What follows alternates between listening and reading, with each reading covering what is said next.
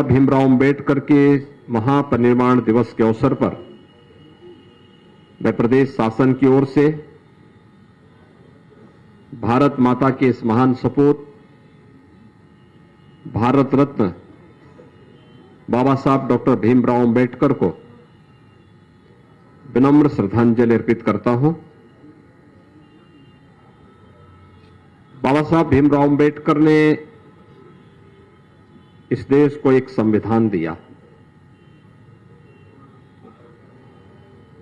संविधान किसी भी संप्रभु संपन्न राष्ट्र के लिए एक मार्ग निर्देशिका होती है जो पूरे देश को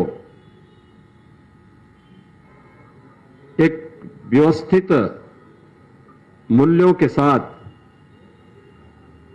आगे बढ़ने के लिए एक प्रेरणा प्रदान करती है। बाबा साहब भीमराव अंबेडकर ने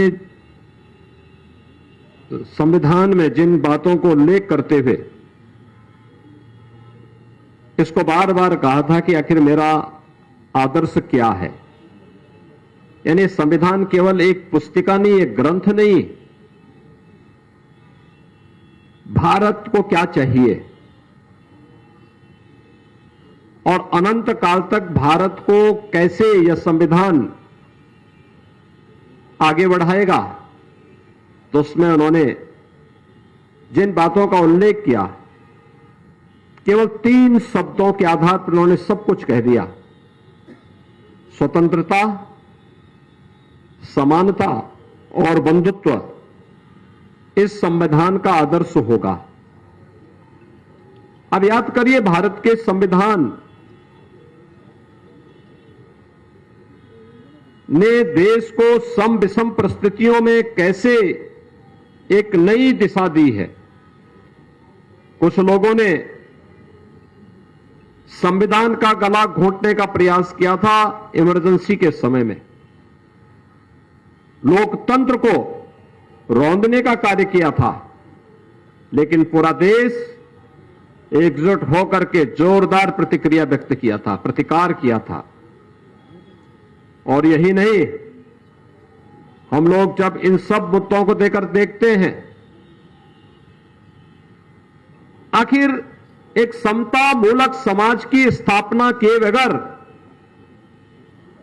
एक सशक्त और समर्थ भारत की परिकल्पना ही बेमानी होगी। और यही कारण है प्रधानमंत्री मोदी जी ने बार बार इन पर हमेशा ध्यान आकर्षित किया और उसके लिए सरकार ने कार्य भी किया। बाबा साहब भीमराव अंबेडकर जी के प्रति सम्मान का ही यह भाव है कि आज पूरा देश 26 नवंबर की तिथि को बाबा साहब भीमराव अंबेडकर के प्रति अपनी श्रद्धा को व्यक्त करने के लिए संविधान दिवस के रूप में मनाता है।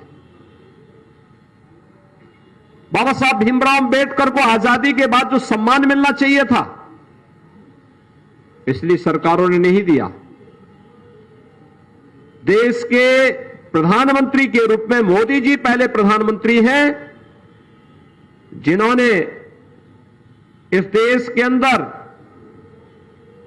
बाबा साहब भीमराव अंबेडकर की भावनाओं के अनुरूप भारत के निर्माण के लिए बिना भेदभाव के समाज के प्रत्येक तबके को शासन की कल्याणकारी योजनाओं के साथ जोड़ने का कार्य किया। बाबा साहब भीमराव अंबेडकर के जुड़े हुए 5 प्रमुख स्थलों को पंचतीर्थ के रूप में विकसित किया। और मैं अंबेडकर महासभा को इस बात के लिए धन्यवाद दूंगा कि अंबेडकर महासभा जिन बातों को लेकर के दशकों से लड़ रहा था कि लखनऊ में भी बाबा साहब भीमराव अंबेडकर का एक भव्य सांस्कृतिक और केंद्र और स्मारक बनना चाहिए, प्रदेश सरकार ने न केवल उसको अपनी सहमति और स्वीकृति दी, बल्कि देश के महामहिम राष्ट्रपति जी के कर कमलों से इस कार्यक्रम का शुभारंभ भी कर दिया है। और लखनऊ में ऐशबाग में एक भव्य स्मारक और सांस्कृतिक केंद्र बाबा साहब भीमराव अंबेडकर को समर्पित होने जा रहा है। इस सांस्कृतिक केंद्र और स्मारक में ये केवल एक औपचारिकता नहीं होगी, हम उसमें संविधान की डिबेट भी रखेंगे। हम वहां पर बाबा साहब भीमराव अंबेडकर के साहित्य को रखेंगे। बाबा साहब भीमराव अंबेडकर पर शोध करने वाले शोधार्थियों के लिए स्कॉलरशिप की व्यवस्था करेंगे, उनके रहने की व्यवस्था करेंगे, उनको वहां पर ढेर सारी सुविधाएं देंगे और अंबेडकर महासभा स्मारक समिति के साथ जुड़ेगा और इस कार्यक्रम को तेजी के साथ आगे बढ़ा करके बाबा साहब भीमराव अंबेडकर के आदर्शों के अनुरूप स्वतंत्रता, समानता और बंधुत्व के लक्ष्य को प्राप्त करने के लिए कार्य करेगा। भाइयों बहनों, आज आप देख रहे होंगे जिन बातों को लेकर के अंबेडकर महासभा ने पिछली बार यहां कहा था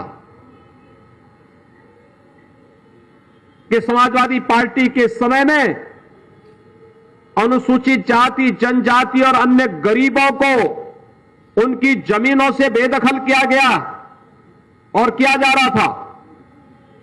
जब 2017 में सरकार बनी थी, हम लोगों ने आने के तत्काल बाद कहा था कि ग्राम पंचायत में जहां पर जिसका मकान बना है उसको वहां पर उस जमीन का कब्जा दिलाएंगे और उस पर वहीं पर उसका मकान बनवाएंगे। हम आभारी हैं प्रधानमंत्री मोदी जी के, जिन्होंने पूरे देश के अंदर प्रधानमंत्री स्वामित्व योजना लागू की है और अब तो घरौनी के माध्यम से भी हरेक व्यक्ति को ग्राम पंचायत की जिस भूमि पर जहां पर उसने अपना मकान या झोपड़ी रख ली है उस मकान और झोपड़ी का अधिकार उसको प्राप्त हो गया है। ड्रोन सर्वे किया जा रहा है। ड्रोन सर्वे के बाद ग्राम पंचायत की खुली बैठक होती है और खुली बैठक के आधार पर यह सुविधा दी जाती है। अब तक उत्तर प्रदेश में 22 लाख परिवारों को ऐसे कब्जे दिए जा चुके हैं।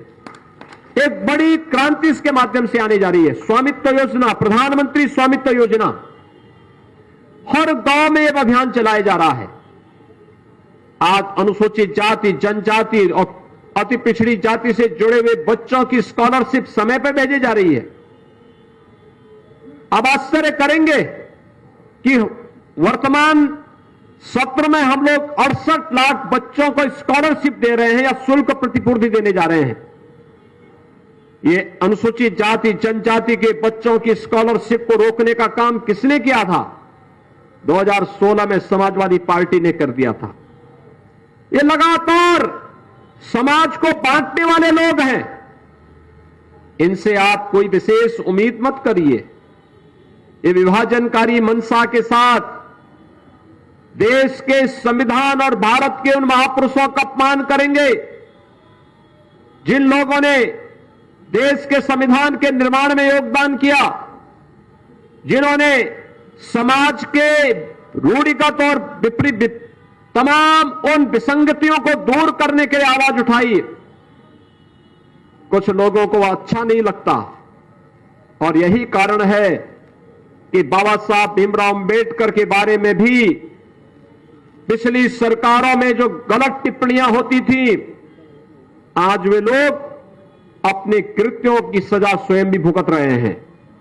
लेकिन यह देश बाबा साहब भीमराव अंबेडकर के प्रति कृतज्ञता ज्ञापित करते हुए भारत माता के इस महान सपूत के प्रति सदैव सदैव कृतज्ञता ज्ञापित करेगा।